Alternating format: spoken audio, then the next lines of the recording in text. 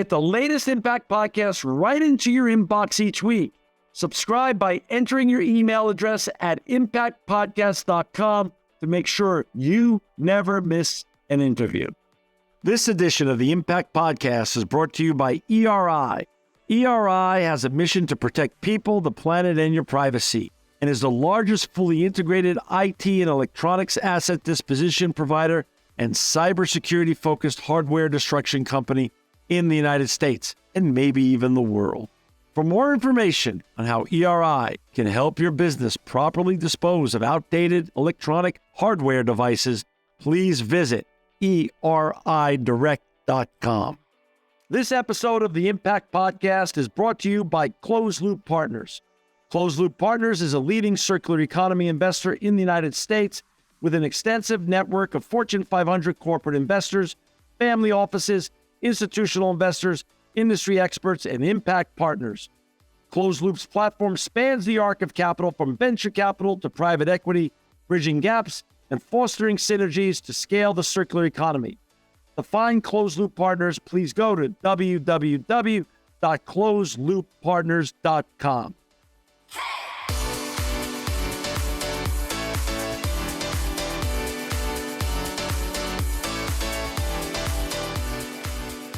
Welcome to the Impact Podcast. I'm John Shigerian. I'm so excited to have with us today Steve Orrin. He's the federal CTO of Intel. Welcome to the Impact Podcast, Steve. Thanks for having me today, John. You know, federal CTO. So CTO can mean a lot of things to a lot of people. Can you share what this means for you in terms of your role? Absolutely. So as the Federal Chief Technology Officer, it's my role to represent Intel's technologies, its architectures and capabilities, as well as our ecosystem to the federal government and the broader public sector, and to help them adopt technology, plan for what's coming, as well as then also help translate government requirements back into Intel so that we can better build products to meet the needs of our US and global government customers. That's so interesting. So it's so you're even like even though you're a great ambassador on technology for Intel, and in terms of all their capabilities, you're also on the front end trying to understand better what clients like the federal government need in now and in the future, so you could design better products for them. Absolutely, and make sure that what their requirements are get met by the state-of-the-art technology, and also understanding that the government in some respects is a microcosm of every other industry. Good point. They have just about all the same enterprise and mission problems that you'll find in financial services and healthcare, just sometimes at a bigger scale. And before we get talking about all this fascinating and very important topics we're going to cover today, such as chips and AI and cybersecurity and everything else, I'd love you to share a little bit about the Steve Orrin story. Where did you grow up and how did you get on this very futuristic and impactful journey that you're on? Well, it's very interesting. I grew up in a couple places, was born in Texas, but I really count myself as a New Jersey native, having grown up and had my formative years in New Jersey. Okay. And the plan was actually I was going to go into research biology. I was going to be a MD, PhD and do biomedical, biochemical research. And around the time that I was getting ready to start med school, I had an opportunity to go help a company back in early '95 get started in the security space. And as a kid, I was always a hacker. I like playing with technology. I like seeing how things worked or how things fell apart when they didn't work. And but there, at the time in the 80s, there really wasn't a career per se in cybersecurity or in computers for that matter, other than maybe doing COBOL programming. Right. And so I took the other path of my other love, which was biology. And like I said, in '95, I had an opportunity when in between some graduate work in bioresearch and med school to help a startup get going in the cryptography and desktop security space. And after 3 months of doing that, I just fell in love. It was a hot time. It was the beginning of this internet revolution. And I got in on the ground floor and just have never looked back. And it's been a bunch of fun opportunities throughout my career, both in the startup world back in the 90s and 2000s, and then later after getting acquired by Intel, driving capabilities for Intel into the market. And how long have you been in this role at Intel, Steve?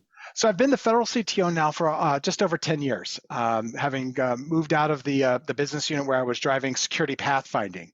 And so when I came to Intel, that was the first role that I took on, was looking at what can we do in the sort of 2 to 5 year horizon. If you think about a lot of Intel's research and R&D was sort of 5 to 10 years out. What's that next chip architecture? And our product teams are building chips on a 2-year cadence, every what they call the tick-tock model. And what was missing at the time was sort of focusing on that in-between stage. What can we innovate in software, in firmware? What can we do with current or about to come out hardware that could be innovative and help inform where the hardware should go, sort of bridging that gap. And when that team was stood up to do that, what we call pathfinding, I was tapped to lead the cybersecurity team and to go look at cybersecurity innovations, leveraging software that talks directly to hardware. So I did that for about 9 years. It was a lot of fun and exciting stuff, and helped to develop our first cloud security architectures, anti-malware technology that would leverage the hardware. And then got the opportunity in 2013 when they were standing up a federal practice to move back east and really look at how can we better service the federal government. So speaking of the federal government, what are some of the biggest challenges, technology challenges more specifically, interfacing public sector organizations like the federal government? What are they facing that you're helping them solve, and how daunting is the risks now when it comes to cybersecurity? So I think you've hit one of the key areas of challenge that the government is facing on a daily basis is the cybersecurity challenge. And it's pretty vast. Obviously, the US government and most public sector organizations are an active target and have high security risks. Are also maintaining very sensitive information. So their risk tolerance is very, or the risk appetite is very low, and the risks are very high. The other thing is that, like any big organization, there's a lot of technology debt or legacy that they're trying to manage as well. So it's how do they modernize their infrastructure to meet the rising threats? How do they evolve their capabilities to meet the mission needs, whether that's better services for the citizenry, the warfighter, intelligence, all of that needs to be modernized and continually innovative in order to be able to meet the current and pressing and future needs. Right now, the federal government is on a multi-year journey across the board around zero trust architecture. It's the buzzword that we all know around how do we change the way we do security.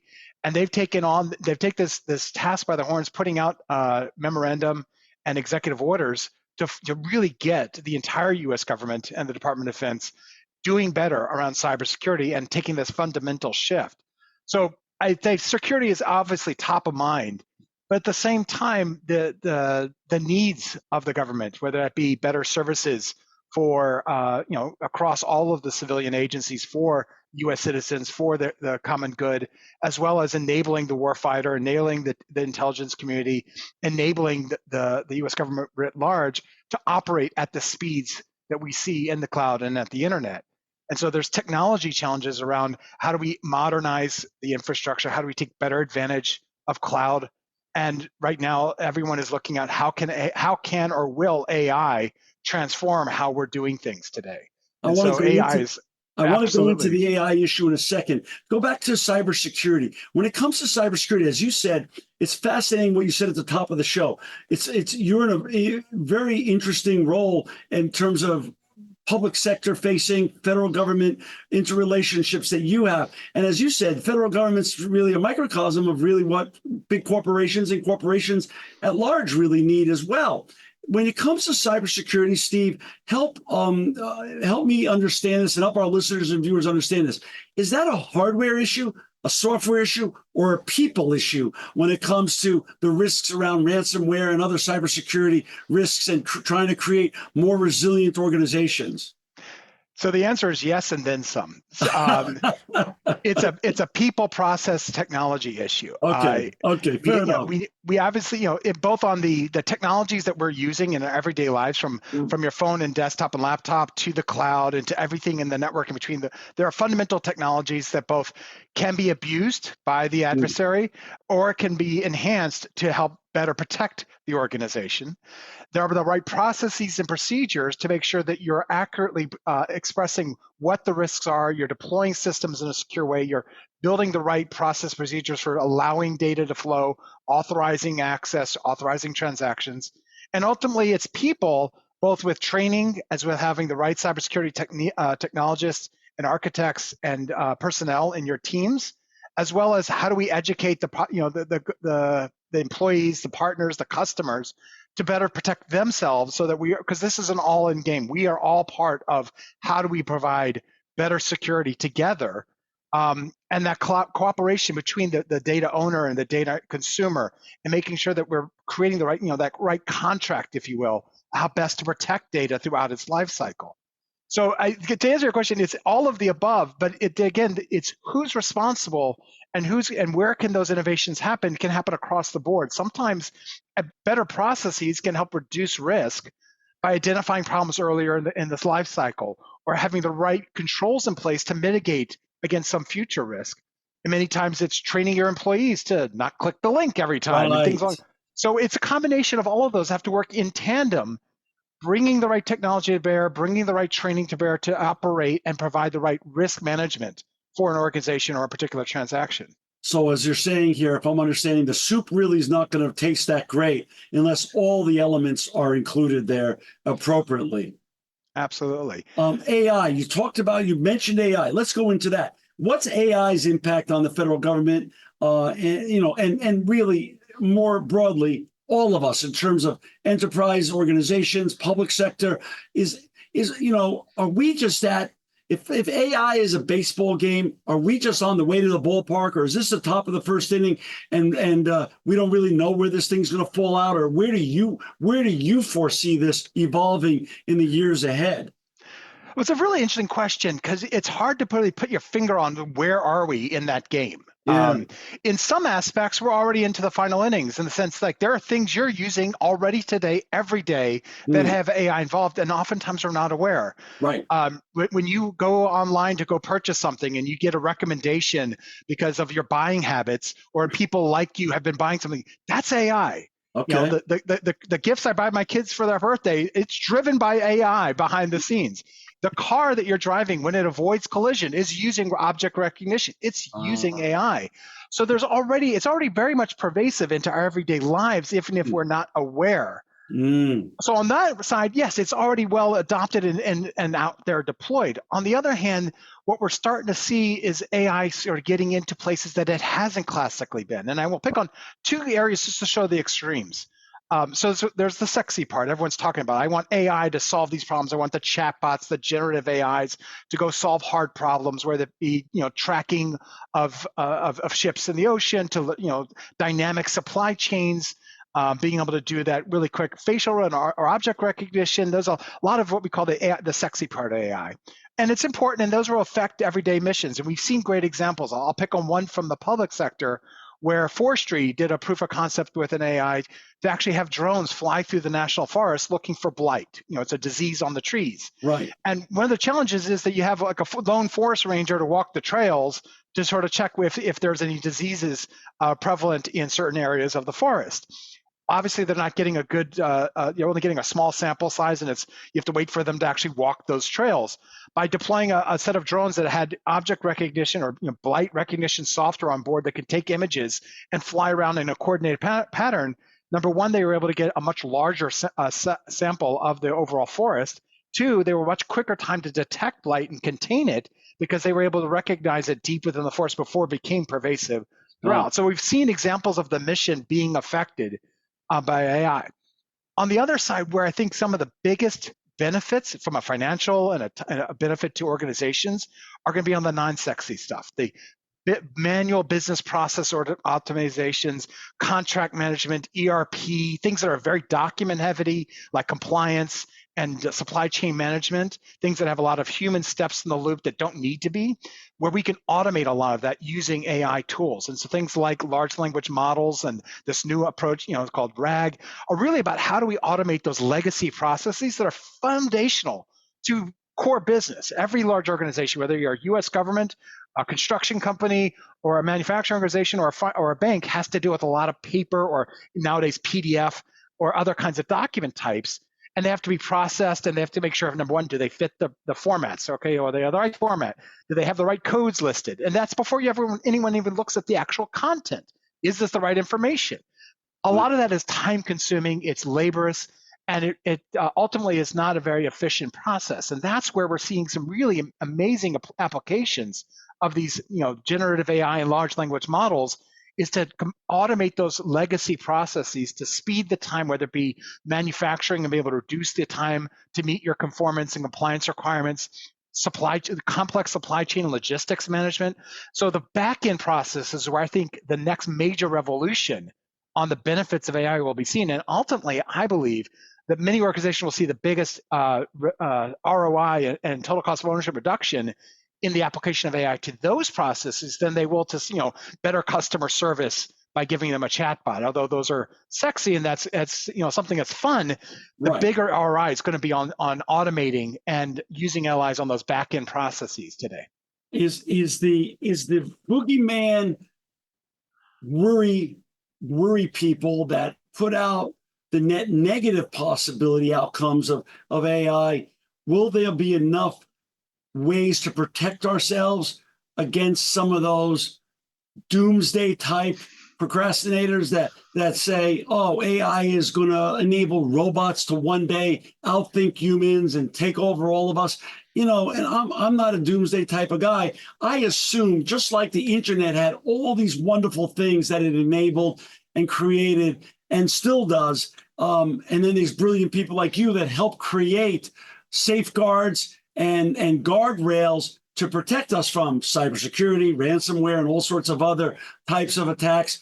The similar type of analogy is going to happen with AI. It's going to evolve, and there'll be guardrails and safety precautions put in to protect us from the doomsday type of outcomes. Is that how you see it, or is there more to that? So there's a couple ways to answer that, John. Okay. Let's look at it from one group of naysayers is that, oh, the AI is going to take my job. Right. Right. And they're absolutely going to be functions of people's jobs that will get automated by AI. Right. Just like, automated elevators took out a whole group of people who used to flip the button in the elevators, 100 years ago. Right. At the same time, AI affords new opportunities. A lot of people, think about a maintenance worker now working on those AIs. So the same idea, there's going to be new opportunities. What we're finding in the vast majority of cases is that AI is making the workforce more efficient. It's not that it's replacing the workforce. What it's doing is allowing them to spend less time on the busy work and more time on what needs human thought, or the checks that you want to have at the end of the story so you can get faster to a decision. And that's really at the core of what AI can do. It can give you the right information, or better collection of the information to give you better, more accurate information to make a decision upon or to move a process forward. And so I think what we'll find is that it's going to, especially in organizations where we're trying to get things to market faster in order to be able to increase revenues, those sort of basic tenets of how products are delivered to market. If I can speed it up using AI and these other machine learning technologies to make my workforce more efficient. So on the one hand, yes, I'm making my workforce more efficient. I may not have to hire as much workforce, but at the same time, I'm going to need a different kind of workforce to manage those AI. So when you think about where we should spending time educating, using AI, using machine learning algorithms, learning the new algorithmic programming frameworks are going to be critical for that next generation of workforce. So that's one area of naysayer. So I don't think it's going to replace everyone's job, but it's definitely going to make people more efficient, or people have to focus a little differently of how they apply their job. Understood. The other side is, how do we make sure that, like the doomsday scenario, again, will there be a Terminator? No. Right. But how do we make sure that the AIs don't go off script? Right. And so there are a couple things that are going on there. There's a lot of talk now about ethical use of AI. And really, it's a lot of different ways of saying, how do we have proper governance? Right. So it's how we use the AI, how we trust the AI are going to be absolutely critical. And what people often forget is that everyone's talking about the last piece of the puzzle, the AI. I'm using the AI to drive my car. What we don't often have visibility into is the years worth of work and the billions of data points that fed that AI engine. Right. And that's where we need that transparency And we need to apply that trust so that when we make a decision, turn left, it's built on a trusted model that I can look back, that somebody has the oversight to say, we know the data sets that went in there. And we're seeing examples. Again, we're all learning as we're going here. So the joke that some people say around a lot of these AI deployments is we're building a ship while it's out to sea. But there have been examples of where AIs have either gotten it wrong, or they started to skew, or the term they use now is hallucinate. And a lot of that has to do with the data that's driving that AI. And so this is where those controls, those governance, which we're calling ethical use, and how we have governance models for AI and data management, are helping us to get a better understanding of what data went in, what the weightings that they're putting on the results, and how do we correct those if they start to go astray. And there's a lot of research going on of how to do that better and faster, but we already have a good understanding of what's needed from an operational perspective. And the last piece is that, at the end of the day, just like any other piece of automation or tool we use, you put safeguards in place. Some of them are within the tool and some of them are around the tool. We have autonomous vehicles, and we have corrective steering, and we have these controls, but you still have the person in the car driving. You still have the police that will come when you speed. I mean, there's still compensating controls that surround it to make sure even when it does go astray, there's consequences, or there's at least controls in place to help minimize the impact of when these technologies go right. AI is like any tool. It's a hammer. You can use it to build a house. You can also use it to break a house.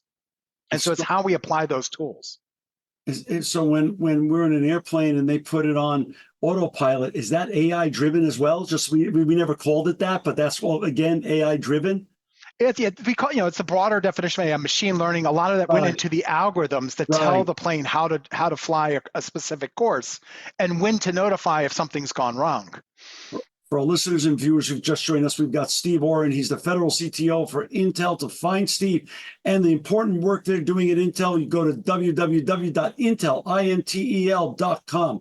Steve, you sit in an unbelievably fascinating seat, in that if you turn on Bloomberg on any given day, or you read the Wall Street Journal or the New York Times, the hottest topics of the recent years is chips and chip manufacturing, chip shortages, etc., and how chips are evolving. That whole chip race, and Intel's part of that for sure, is an important horse in that race. Cybersecurity and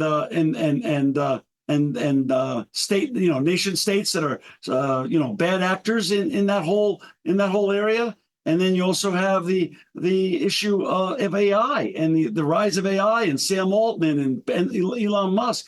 On any given day, how are you juggling these topics, and how do they interrelate with each other so you can make it through the day and not be weighed down by one or the other? I mean, this is a fascinating trilogy of worlds that you live in. So it is, and what makes it exciting is every day is an interesting challenge, and that's what keeps me excited about what I do. And we do get presented with some of the really hard challenges.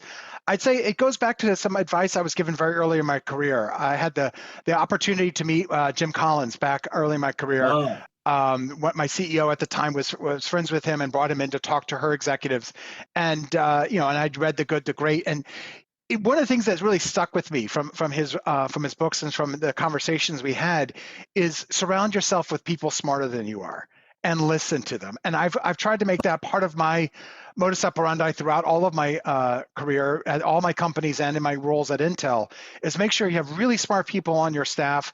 Make sure you're listening to them. You don't always have to agree with them, but you want to listen to them. And for me, I have experts on my team around our AI experts, and not just on the current, but also looking out in the future. And I think one great example of that, just picking on the AI one, I had two different people on my team. One is an AI researcher and one is more of applied AI and performance guru.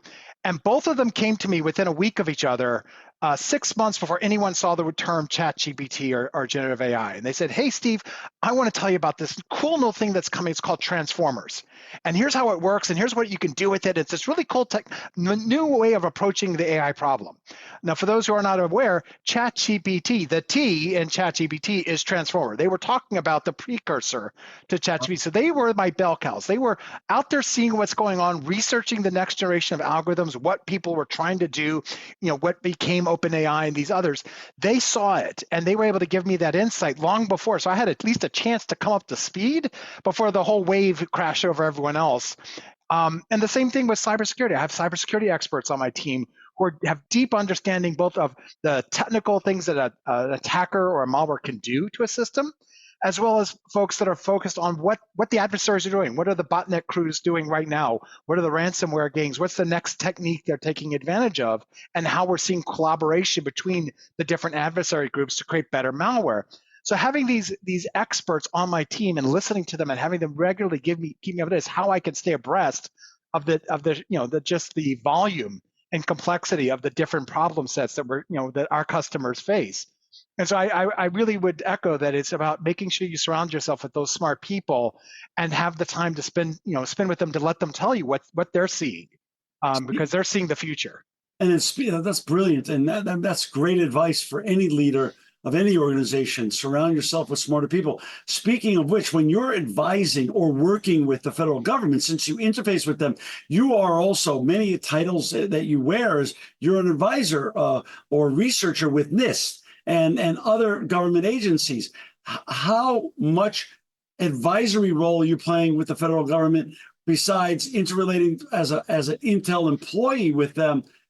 Are they listening to you when you say, hey, you might have a void in your security? Here's how I would help solve it if I were you. I mean, how much of that back and forth goes on between experts like you and the federal government on a regular basis that you're allowed to talk about?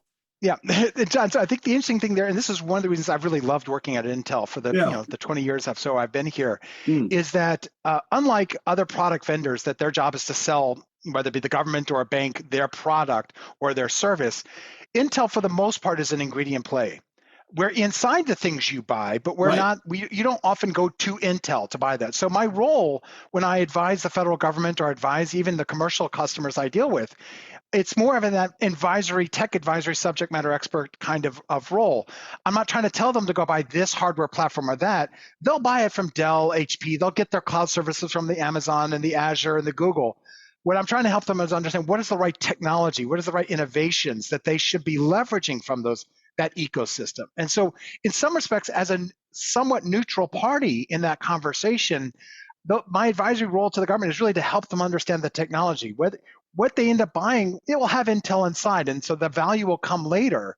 Really, my goal is if I get them to modernize to cloud, then they'll consume the services from the cloud providers, and ultimately that will lead to Intel revenue from the servers that the cloud is hosting. But my role is really to help them adopt the technology, help them identify, like you said, gaps in the security that they could use new innovations or features that are present in the hardware that they may not be aware of, flipping those on to help better protect their systems. That's really what my role is. And then it becomes more complicated because you're not only advising on state-of-the-art and best technologies, but then you're also now being forced, like other leaders are, of taking into account geopolitical risks as well.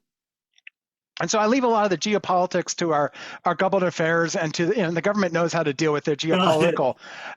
A lot of what I'm focused on is how to help them with what the risks end up manifesting as. Understood. That's so interesting. Talk a little bit about Intel. Intel is, like you said, we all got used to that wonderful little jingle that's indicated that Intel was inside of our products, and of course, being powered by Intel. Where are we now in terms of the evolution, the chip race now? Intel has gone through a very public reboot and with the new CEO, not new anymore, but is back in an important horse in the race in the chip race. How are things going now, and how does that interrelate with the work that you do in AI and cybersecurity and things of that such? So I think it's interesting. There's a lot of things going on at Intel, and so a lot of them were behind the scenes. And so obviously things have come out. One thing that people know us for our chips, like you said, we're inside, and one of the cool things is we are literally inside almost everything. your laptops and desktops, people know, the servers and the cloud, people know, but the network architecture. So when you're talking across the internet, those switches and routers are often running on Intel. The 5G evolution that everyone's talking about, those base stations, that core network, also running on Intel. So what you find is that Intel is one of the few places that we're holistically from end to end. So we get to see a good aspect of all the different parts of the sort of transaction or workflow. The other thing that Intel is not as well known for is our software. And that's one of the things, we have over 19,000 software developers that are producing software that runs on Intel platforms, whether they're building open source tools and committing to open source projects or helping commercial vendors better run their software on top of Intel, to developing compilers and developer tools and open frameworks to help people better do AI design across heterogeneous computing architectures, and building security services that they can take advantage of at their organization, or that can enhance what they're already doing. That software layer is absolutely critical, because you sort of think about hardware is the foundation, the software is what turns it on. And Intel's been a major player in that software, and that's one of the key things when Pat came on and brought in, Greg Lavender as the CTO, who was also the CTO for him at VMware, really started to shine a light on our software capabilities. It was sort of there in the background. It's coming to the fore, because a lot of what we do today is really leveraging software. And when you look at how do I do these things faster? How do I get the most out of my AI to really get that value? Well, if the software can optimize for the hardware and make it run faster, make the data flow quicker, make the decisions faster, then we all get the benefit. And so I think one big change has been this renewed focus on software. And then the other is looking at, and this has been announced, the Foundry, opening the doors to the Intel's process to allow third parties come in and build their chips on our Foundry system, on our capabilities, and giving access to the state of the art to the broader technology community. And that, again, is a shift in how Intel has been coming to market, really opening the door. And this also going back to, about the public sector, it's about the domestication or the westernization to rebalance the supply chain. Regardless of the geopolitical state at any given time, ultimately you don't want to have too much of your supply chain in any one area. And so if we can rebalance it with the West, with both EU and the US, it really balances the supply chain to have better availability, so that we can meet the demands of both the current innovations, whether it be IoT or AI, as well as what we're seeing coming as more and more compute is going to need to be done as it becomes more pervasive throughout all of our lives. That makes total sense. Going back to AI, is AI a net positive for chief information officers and chief information security officers? Is it going to better enhance what they do in terms of protecting the organization and enterprises that they're involved with? So I think for those who embrace it, and that's going to be one of the key things. So some are going to be looking for ways to use AI to make their teams more efficient, to help identify threats quicker. I think one of the biggest wins of AI, if I can automate the 80% of the stupid stuff, of the the random attacks that always are happening, the yet another ransomware, can I block that using AI, and then let my already underfunded small team focus on the 20% hard problems, that nation state adversary or that brand new malware no one's ever seen before? That's where you're going to get some of the biggest efficiencies and biggest benefits for CISOs and CIOs. The CIO organizations that are looking at AI as something that's going to cause them trouble, and I got to figure out what to do with it, and they're taking a negative view, are going to be the ones that are impacted most by not adopting, and they'll find themselves falling behind. What we're seeing is those that both embrace it from how they use it, but also how best to understand how to secure it, because whether they like it or not, the business units are adopting it. It's happening. Right. Every major sector is adopting AI in some form from across every industry. And so the CIO organizations that embrace it and figure out how can we get ahead of that curve, how can we help the business units transform to an AI-based application and do it securely, are going to be the ones that are in the better position, because the business units are doing it anyway. It's almost like the cloud. Those that said, "Oh no, we're not going to do cloud." Well, the IT, the line of business went out and bought their own cloud, and suddenly now I'm managing shadow IT. Same thing is going to be true with AI. If you get ahead of the curve now, you're buying yourself a lot more in the future. Is that a general principle that you would basically profess to anyone that you're coaching in terms of businesses, federal government, public sector people? Embrace it because it's here to stay. So you might as well get with it early instead of being behind the eight ball as time goes on. Absolutely. Embrace it. Learn how it works bring in pilots, start getting your people familiar with the technology. And one of the things that I've often recommend for CIOs as they work with whether it be public sector or private sector, is creating that team of teams, that diverse group of not just the technologists that are working on the problem, but bringing in the business people, bring in legal and compliance, bring in the finance people, have everyone along for the ride for the requirements and design, because what you'll end up on the other side will be much better aligned to your business operations. It will meet your security requirements and your compliance requirements.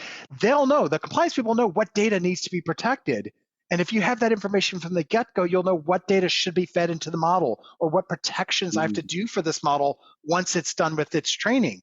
And so having that information, having that team working together from the beginning leads to a lot bigger successes. So those that embrace it, but also pull in from across the organization, we're finding are going to be much more successful downstream as they start to go to deployment and scale of these new solutions and innovations. You have children, Steve, and you seem like a glass is half full person rather than a glass is half empty person. When you're speaking with your children about the future, their future, the future of the United States, and obviously the future of the planet, are you net positive, given that you're one of these brilliant type of people that almost knows too much, but that's okay? When you're able to share what you can share with them in terms of hope in the future, are you net positive, hopeful that technology is going to take us to a whole new realm and that their future is brighter than ever?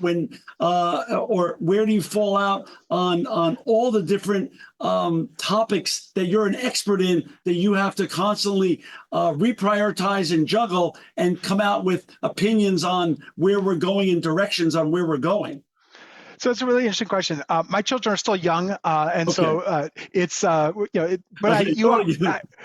young, so they're not. We're not having deep conversations about ransomware yet. Although I'd love for that day to come. I think I am very positive on on what we're seeing as the opportunity for kids today, as not just cloud natives or technology natives, but also the way they approach technology is so much different than when we were kids.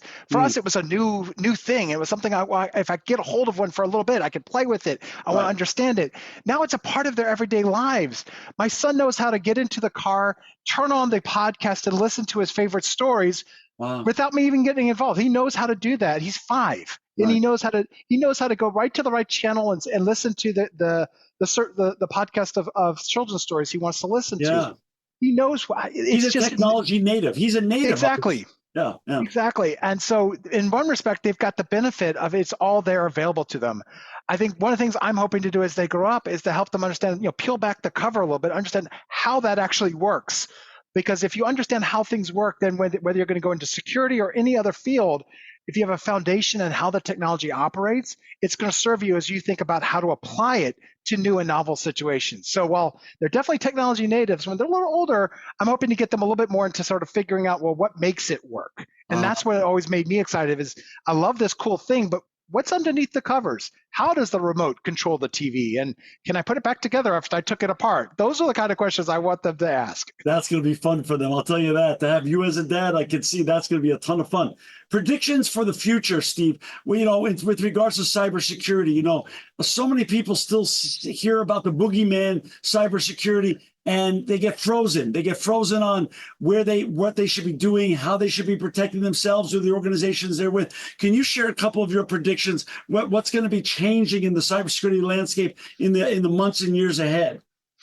So, John, let me look at it from 2 perspectives. Okay. So I think on the positive side, I think organizations, especially as they start looking at both zero trust architecture and this idea of dynamic risk management, are going to find that they're getting faster at reducing the overall risk, being able to meet the ever-changing challenge and getting out of the firefight. And one of that is, instead of thinking of it as like, I got to protect this system or this network, is thinking more about the transaction or the data independent of the infrastructure, allows them to be much more nimble on how they apply their security controls and where, and having security follow like we say, follow the bit, as opposed to, well, it was secure on this system. When it got off there, I don't know. That's not going to fly anymore. So that evolution towards a dynamic risk management and zero trust approach to things is definitely going to help organizations, as well as things like machine learning, AI, and other technologies are going to help them get ahead of that curve. So I think we'll see a much more nimble and dynamic security architecture that will be able to respond to threats and in many cases be proactive versus the firefighting we see today. On the other side of the table, let's also face the reality that the adversaries are using those same tools. Right. They're using AI against us. They're collaborating with each other. They're sharing information. And I think one thing that I've been guiding CIOs for a number of years on is we have to be better at sharing amongst ourselves. Not just did you see this compromise, which is where we are today. So if I saw this vulnerability, I can share that with everyone so that we all can find it ourselves. But sharing best practices of how we mitigated it, sharing our policies on how let's face it, we all have ERP. We all have to secure ERP. Wouldn't it be a novel if we all started sharing our best practices for doing that? Like the adversary are sharing best practices for how they got into systems. So I think that collaboration is going to be something that's going to be necessary because the adversaries are absolutely sharing best practices, sharing code, and collaborating on these malware campaigns. And so that's one of the things that's the challenge for the future is how do we become, as a defender of our infrastructure and our critical systems, our banking, financial, and private data, how do we all collaborate better? How do we leverage these technologies to meet and hopefully in the future get ahead of the threat adversary? I love it. And thank you for sharing your thoughts with us today, Steve. You're a fascinating guest.